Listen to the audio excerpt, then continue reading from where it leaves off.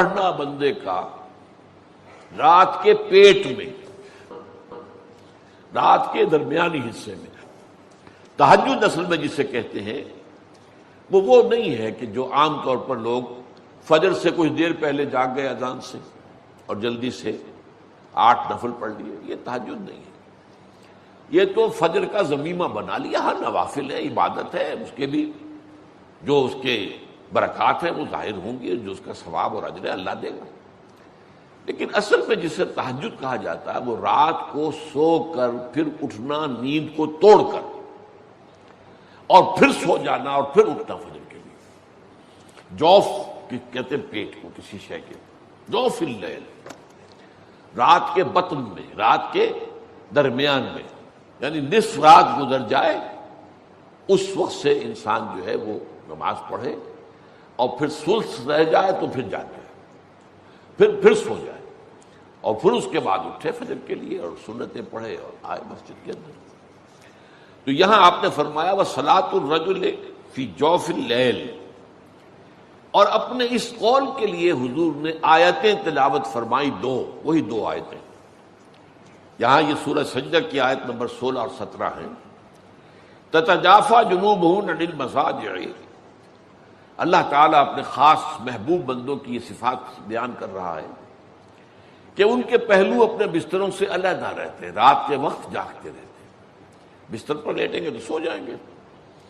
تتجافى جنوبهم عن المضاجع يدعون ربهم خوفا وطمعا، وہ اس وقت اپنے رب کو پکارتے ہیں، دعائیں کرتے ہیں، خوف کے ساتھ بھی، اس کے مواخذے کا خوف، اس کے عذاب کا خوف، اس کی باز پرس کا خوف، اس کی ناراضی کا خوف، جہنم کا خوف، و طمعا، اور طمع کس کی؟ اللہ راضی ہو جائے، اللہ کے اجر و ثواب کی بھی طمع ہو.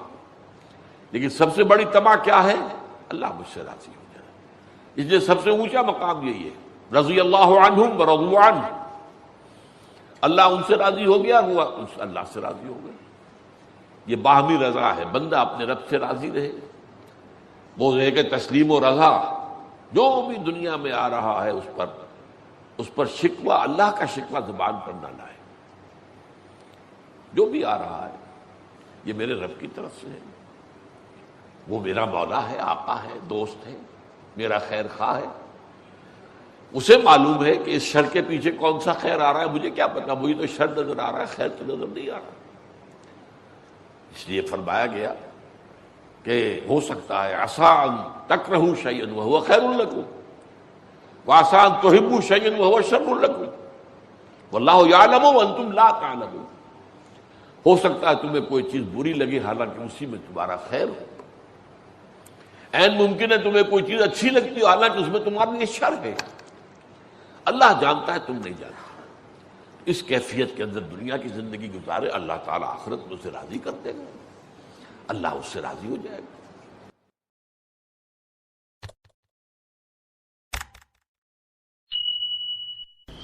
میری گفتگو کا جو اس وقت عنوان معین ہے اور جو اس وقت آپ کے سامنے لکھا ہوا بھی ہے، فلسفہ دین میں نماز کی اہمیت.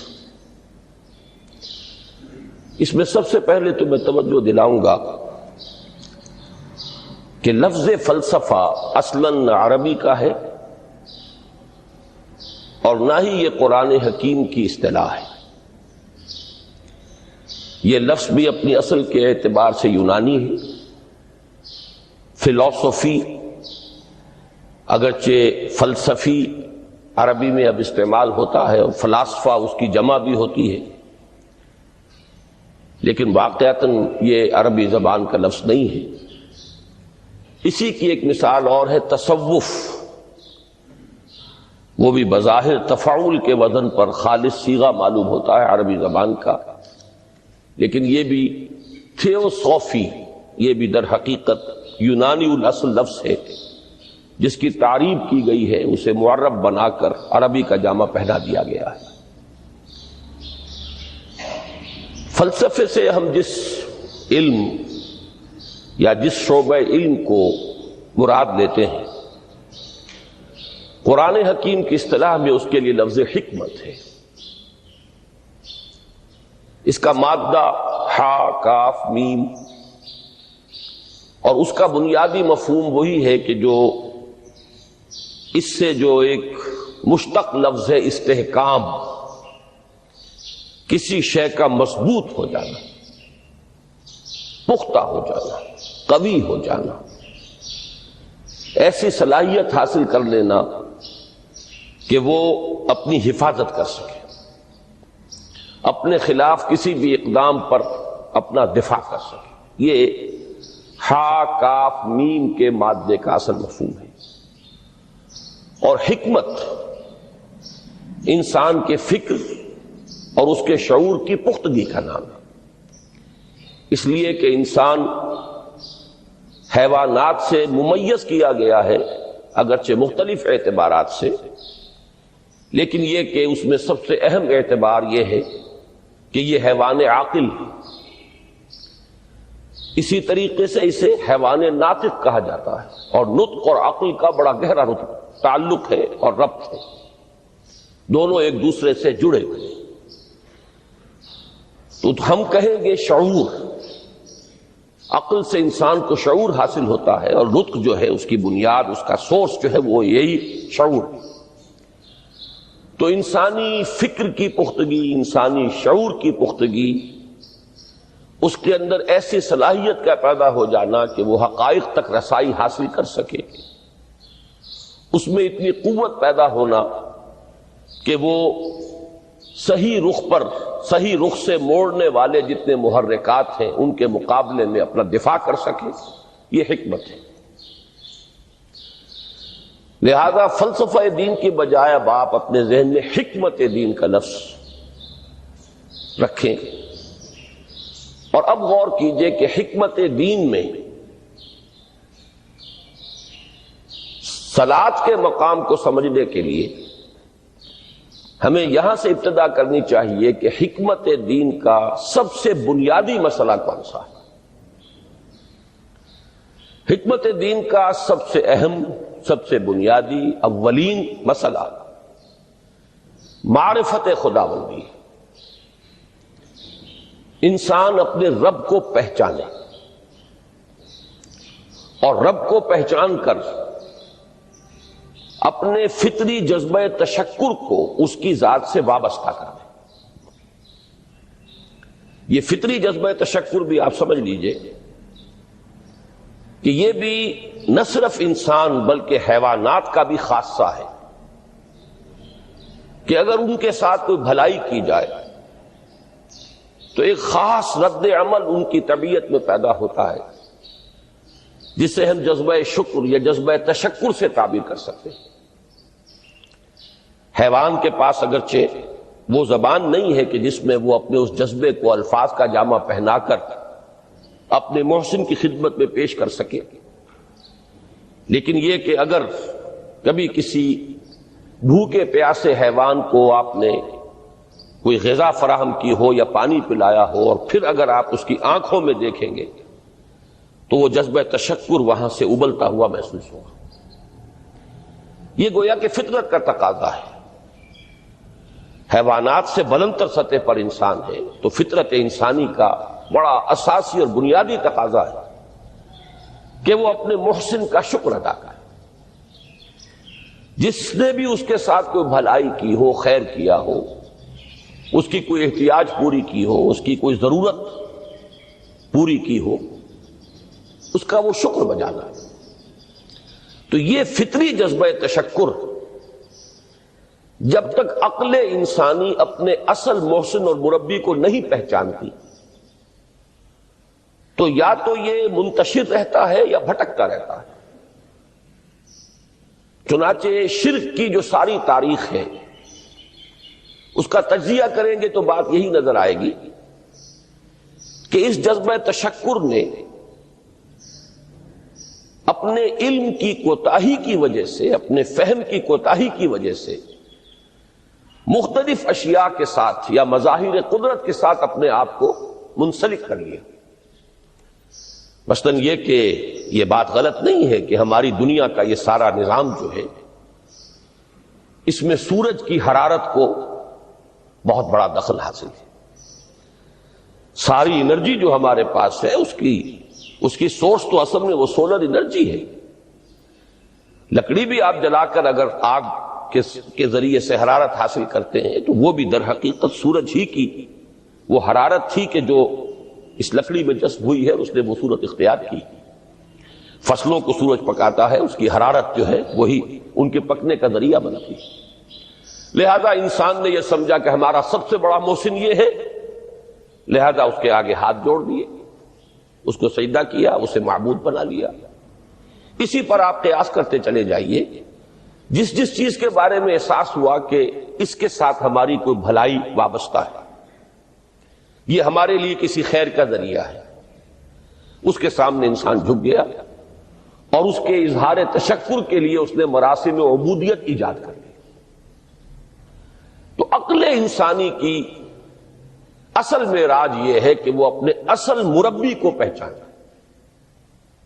اپنے اصل رب کی معرفت حاصل ہو جائے کہ یہ تمام مظاہر فطرت، مظاہر قدرت، اگرچہ یہ سب ہے اس دنیا میں، اس کے نظام کو مختلف پہلوؤں سے ان کے ساتھ وابستہ کیا گیا ہے، لیکن یہ سب خود کسی اور کی ربوبیت کے مظہر ہے. کوئی اور ہے جو ان سب کا خالق ہے، کوئی اور ہے کہ جس نے ان کے لیے یہ سارا نظام بنایا ہے. تو ایک ہی چھلانگ میں انسان پھر وہاں پہنچتا ہے اور اپنے اصل رب اور مربی کو پہچان کر اب اپنے پورے جذبہ تشکر کو اس کی ذات کے ساتھ منسلک کر دیتا ہے. یہ میں نے خلاصہ عرض کیا آپ کے سامنے سورہ لقمان کے دوسرے رکوع کی اس پہلی آیت کا، جس میں اللہ تعالیٰ نے حضرت لقمان کے حوالے سے حکمت اور حکمت کا جو منطقی اور لازمی نتیجہ ہے دونوں چیزوں کو بیان کر دیا. وَلَقَدْ آتَيْنَا لُقْمَانَ الْحِكْمَةَ أَنِ اشْكُرْ لِلَّهِ، ہم نے لقمان کو حکمت عطا کی کہ کر شکر اللہ کا. فطرت سلیمہ کا تقاضا شکر، محسن کے لیے، مربی کے لیے، اور عقل کی معراج اپنے اصل محسن اور مربی کو پہچان لینا، اسی کا نام حکمت ہے. حکمت عقل صحیح اور فطرت سلیمہ کے امتزاج سے وجود میں آتی ہے، جس کا نتیجہ شکر رب ہے یا معرفت رب. تو یوں سمجھیے کہ حکمت دین کا اساسی مسئلہ یہ، باقی سارے مسائل اب یہیں سے آگے چلیں گے. اس کے لیے یہ بات اگر آپ نے منتخب نصاب کے وہ اسباق پڑھ لیے ہوں تو یہ چیزیں سامنے آ چکی ہوں گی کہ اس کے لیے قرآن کا اسلوب یہ ہے کہ آیات کے حوالے سے انسان کے اندر معرفت رب کو جگایا جاتا ہے. میں نے جگانے کا لفظ استعمال کیا ہے کہ قرآن کی حکمت یہ ہے کہ رب کی معرفت فطرت انسانی میں موجود ہے لیکن سوئی ہوئی ہے، ڈورمنٹ ہے، اسے جگانا ہے، اسے ایکٹیویٹ کرنا ہے. اس کے لیے آیات آفاقی، ان فی خلق السماوات والارض واختلاف اللیل والنہار والفلک التی تجری فی البحر بما ينفع الناس الی آخر الآیہ. اسی طرح آیات انفسی وفی انفسکم افلا تبصرون سنریہم آیاتنا فی الآفاق وفی انفسہم حتی یتبین لہم انہ الحق. لیکن ان آیات آفاقیہ کی طرف بھی صحیح نقطہ نظر سے متوجہ کرنے کے لیے اور انسان کے اندر کی اس سوئی ہوئی معرفت رب کو جگانے کے لیے سب سے زیادہ مؤثر آیات قرآنیہ ہیں. چونکہ یہ فطرت انسانی کے اندر کی ایک شے کو جگانے والی ہیں، یہی وجہ ہے کہ قرآن مجید اپنے آپ کو کہیں الذکر کہتا ہے، کہیں ذکرہ، کہیں تذکرہ. یہ تو یاد دہانی ہے، تمہارے اپنے اندر معرفت رب موجود تھی یا موجود ہے، لیکن یا تمہیں اس کا شعور نہ تھا، وہ تمہارے شعور کی سطح پر نہیں آئی تھی، یا یہ کہ آئی تھی لیکن پھر تم اسے بھول گئے، ذہول کے پردے پڑ گئے. جیسا کہ علامہ اقبال نے کہا کہ کافر کی یہ پہچان کے آفاق میں گم ہے، تم پھر گم ہو گئے. لہذا اس کو اجاگر کرنے کے لیے، تازہ کرنے کے لیے یہ آیات قرآنیہ ہیں. ان اندھیروں سے، گمشدگی کے اندھیروں سے نکالنے کے لیے معرفت کی روشنی میں لانے کے لیے یہ آیات مبارکہ ہے۔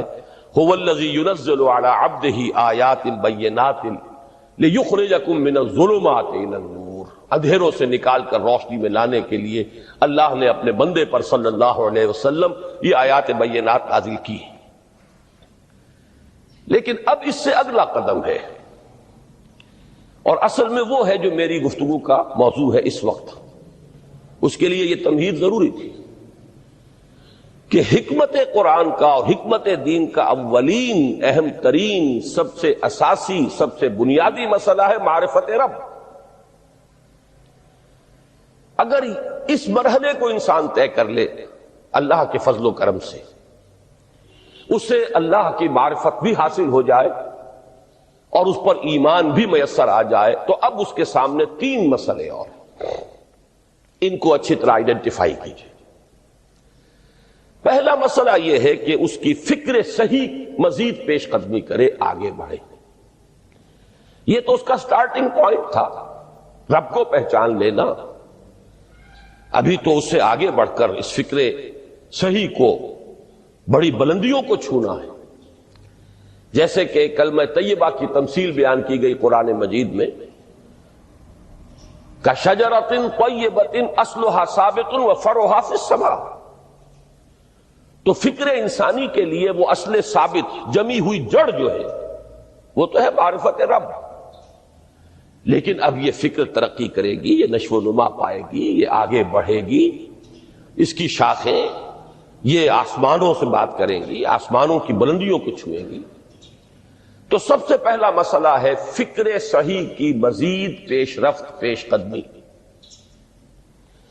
دوسرا مسئلہ انسان کا بہت بنیادی،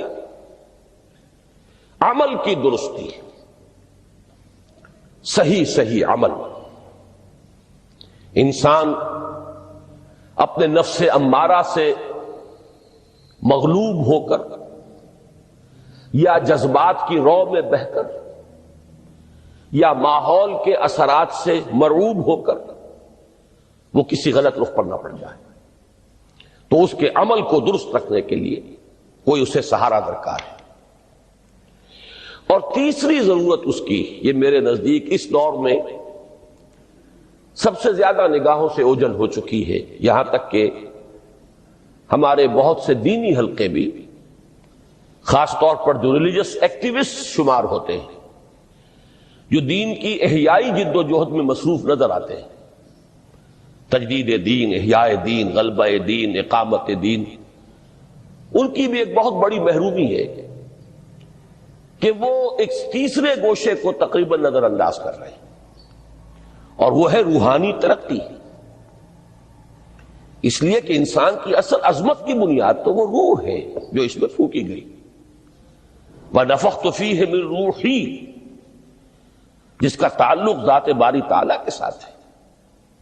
کم سے کم یہ تو ہر شخص مانے گا، کوئی بڑے سے بڑا ریشنلسٹ اور روحانیت کا منکر شخص وہ بھی یہ تو ماننے پر مجبور ہے کہ اللہ تعالیٰ نے اس کی جو نسبت اپنی طرف فرمائی ہے روحی، اس میں در حقیقت انسانی روح کی عظمت اور اس کی شرافت، اس کی بلندی اور اس کی بزرگی کی طرف اشارہ ہے۔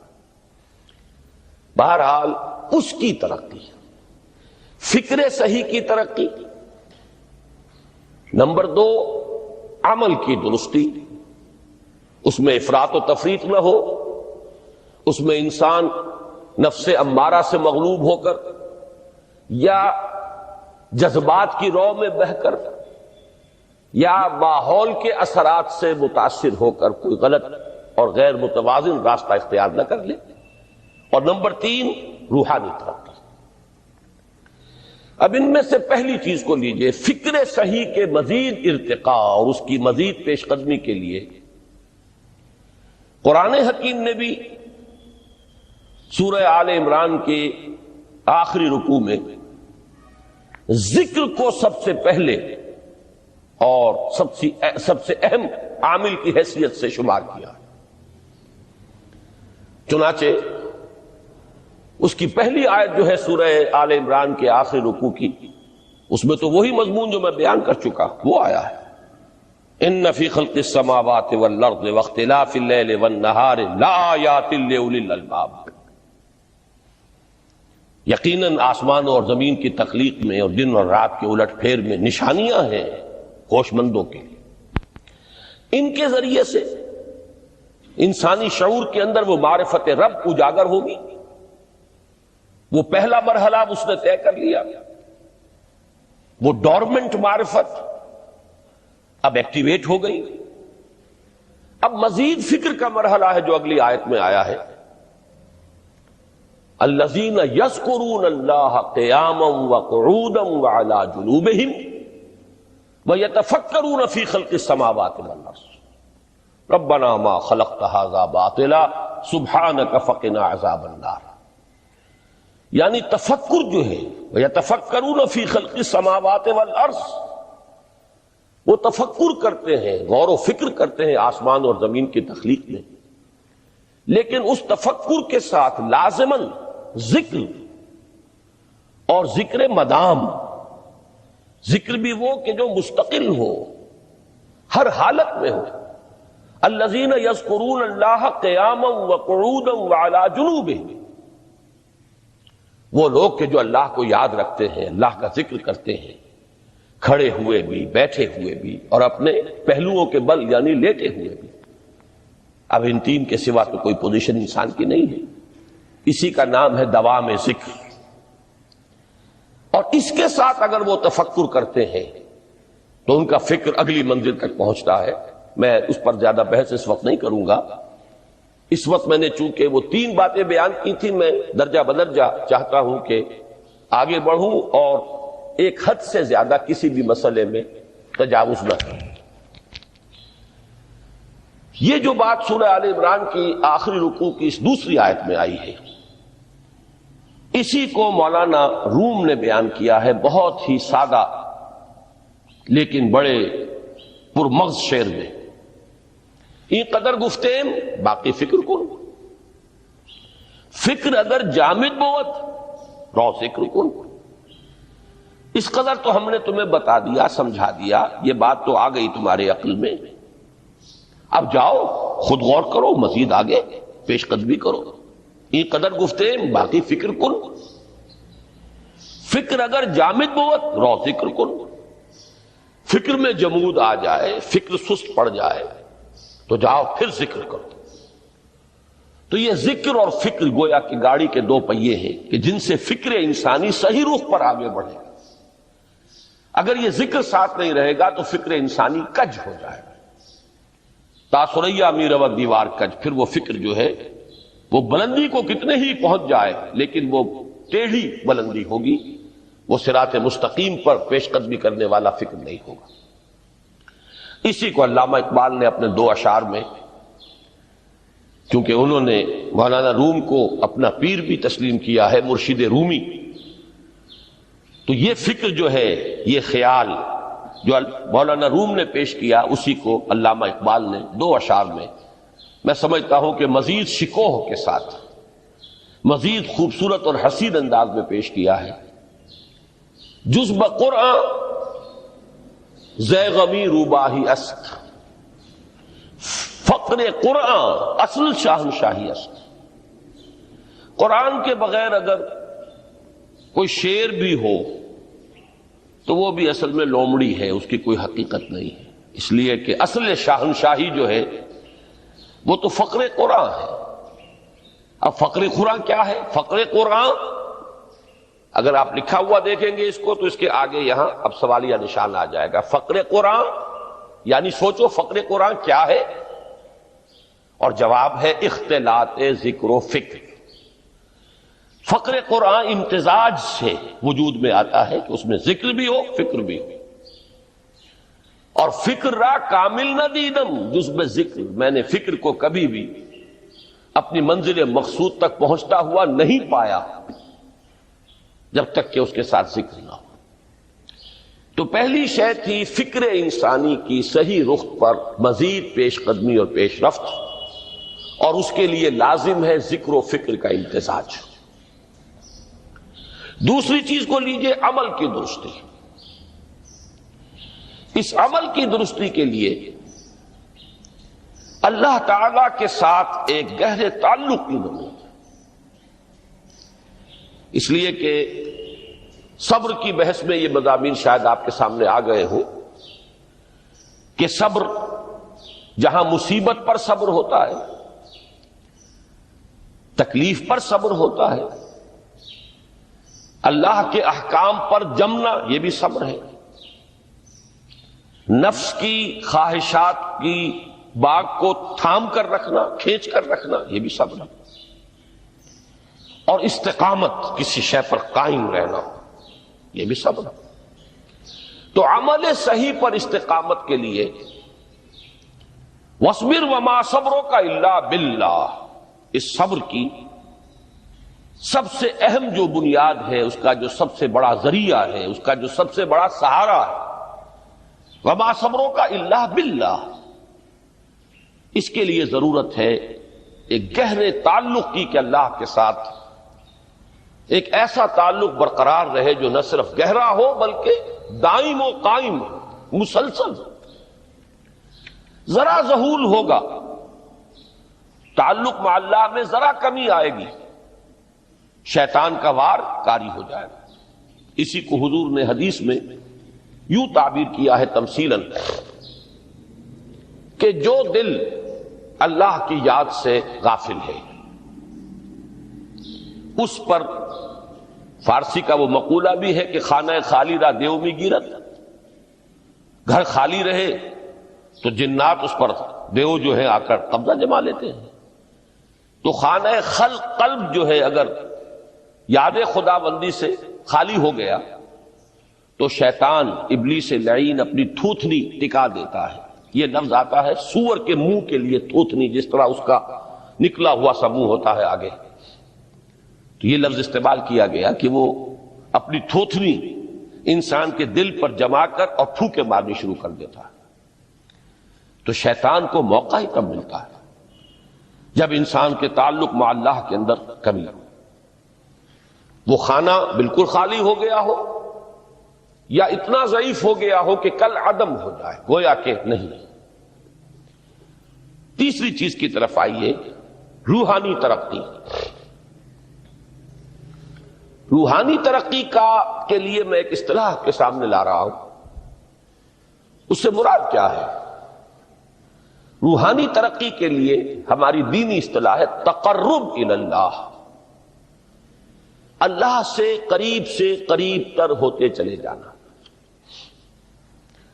اس پر میرا ایک کتابچہ بھی ہے، تقرب الی اللہ کے دو مدارج، دو درجے، جو در حقیقت ایک حدیث نبوی علیہ الصلوۃ والسلام ہی پر مبنی ہے کہ حضور نے ایک درجہ قرار دیا ہے تقرب بالفرائض، فرائض کے ذریعے سے انسان اللہ کا قرب حاصل کرے۔ ایک ہے تقرب بالنوافل، نوافل کے ذریعے سے اللہ کا قرب حاصل کرے۔ ان میں کیا نسبت و تناسب ہے، اہمیت کے اعتبار سے کون بڑھ کر ہے، بلندی کے اعتبار سے کون بڑھ کر ہے، یہ تمام مسائل میں نے اپنی اس تقریر میں بیان کیے تھے جو اس کتابچے میں شائع ہوئی ہے۔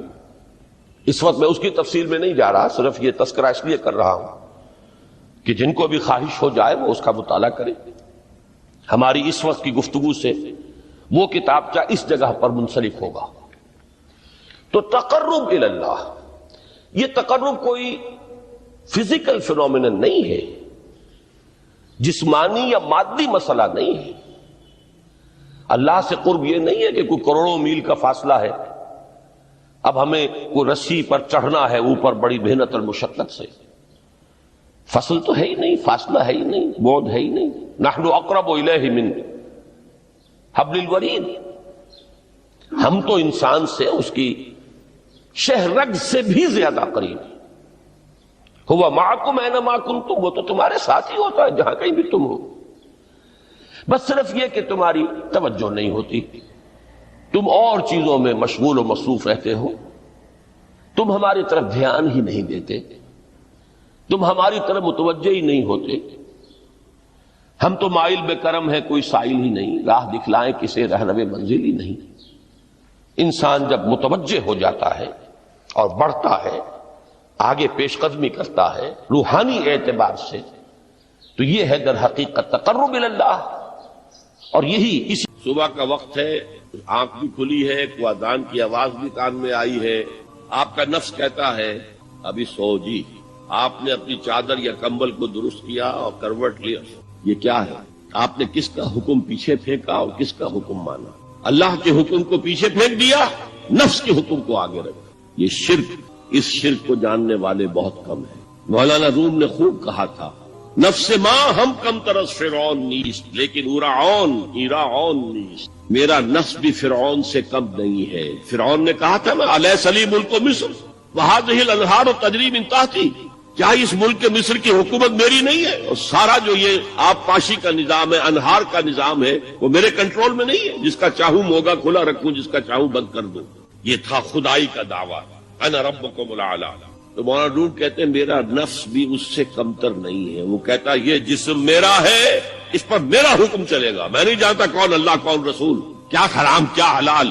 تو فرعون سے کم تو نہیں ہے میرا نفس. لیکن ایراعون اس کی بہت مدد تھی، فوج تھی، لاؤ لشکر تھا، تو اس نے زبان سے بھی کہہ دیا کھل کر الا ربکم الاعلی. میں مسکین ہوں، غریب ہوں، میرے پاس کوئی طاقت نہیں ہے، میں زبان سے تو کچھ نہیں کہہ سکتا، اندر سے میرا نفس یہی کہتا. یہ نفس کی حکومت قرآن کہتا ہے. میں حیران ہوتا ہوں، دو جگہ یہ مضمون آیا ہے. اور ایت من اتخذ الہہ ہواہ افانت تکون علیہ وکیلا. اے نبی تم نے دیکھا اس شخص کو، اس کے حال پر غور کیا جس نے اپنی خواہش نفس کو اپنا الہ بنا لیا ہے. اللہ اکبر. الہ لا الہ الا اللہ، کلمہ توحید کا مرکزی لفظ یہاں آ رہا ہے. من اتخذ الہہ ہواہ، جس نے اپنی خواہش نفس کو اپنا معبود بنا لیا، الہ بنا لیا. افانت تکون علیہ وکیلا، کیا آپ ایسے شخص کی کوئی ذمہ داری لے سکتے ہیں؟ سود حرام ہوا کرے جی، حرام حرام، ہمارا دھندا جو ہے وہ آگے بڑھ نہیں سکتا. اللہ کے حکم کو پیچھے ڈالا، نفس کے تقاضے کو آگے رکھا. کون معبود ہے آپ؟ نام عبداللہ رکھیے، نام عبد الرحمان رکھیے، ہے عبد النفس، نفس کے بندے، نفس کے غلام. پوچھا گیا ایو الہجرت افضل یا رسول اللہ، اے اللہ کے رسول بتائیے سب سے اعلیٰ ہجرت کون سی ہے، افضل؟ فرمایا ان تہجر ما کرہ ربک، ہر اس چیز کو چھوڑ دو جو تمہارے رب کو پسند نہیں. آج رات ہی سے آپ ہجرت شروع کر سکتے ہیں. جائزہ لیجئے کیا کیا چیزیں میری زندگی میں خلاف شریعت ہے، تو اللہ کو ناپسند ہے. فیصلہ کیجئے کہ آج کے بعد نہیں ہوگی. ہجرت شروع ہو گئی. افضل الہجرہ، سب سے افضل ہجرت شروع ہو گئی. المجاہد من جاہد نفسہ، جہاد تو یہاں سے شروع ہو گیا، اپنے نفس کے خلاف جہاد کرنا. صبح نفس نے کہا ابھی سو جا، آپ نے نفس کی بات کو رد کیا، اپنا کمبل اٹھا کے پھینکا، اٹھے، وضو کیا، نماز کے لیے آپ مسجد چل دیے. آپ نے جہاد کیا نفس کے خلاف. یہ افضل الجہاد ہے. افرأیت من اتخذ الہہ ہواہ افانت تکون علیہ وکیلا، کیا تم نے غور کیا اس شخص کی حالت پر جس نے اپنی خواہش نفس کو اپنا معبود بنا لیا، الہ بنا لیا. کہہ رہا ہے لا الہ الا اللہ، لا الہ الا اللہ، لیکن الہ تو اس کا لفظ ہے.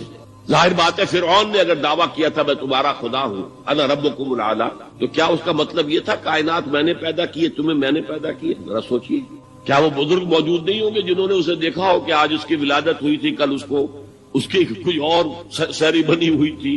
یہ کیسے دعویٰ کیا تھا؟ میرا حکم چلے گا، میں نہیں جانتا. الیس لی ملک مصر، مصر کی حکومت میری ہے کہ نہیں؟ قرآن حکیم نے بھی سورہ آل عمران کے آخری رکوع میں ذکر کو سب سے پہلے اور سب سے اہم عامل کی حیثیت سے شمار کیا. چنانچہ اس کی پہلی آیت جو ہے سورہ آل عمران کے آخری رکوع کی، اس میں تو وہی مضمون جو میں بیان کر چکا وہ آیا ہے. ان فی خلق السماوات والارض واختلاف اللیل والنہار لآیات لأولی الالباب، یقیناً آسمان اور زمین کی تخلیق میں اور دن اور رات کے الٹ پھیر میں نشانیاں ہیں ہوش مندوں کے. ان کے ذریعے سے انسانی شعور کے اندر وہ معرفت رب اجاگر ہوگی. وہ پہلا مرحلہ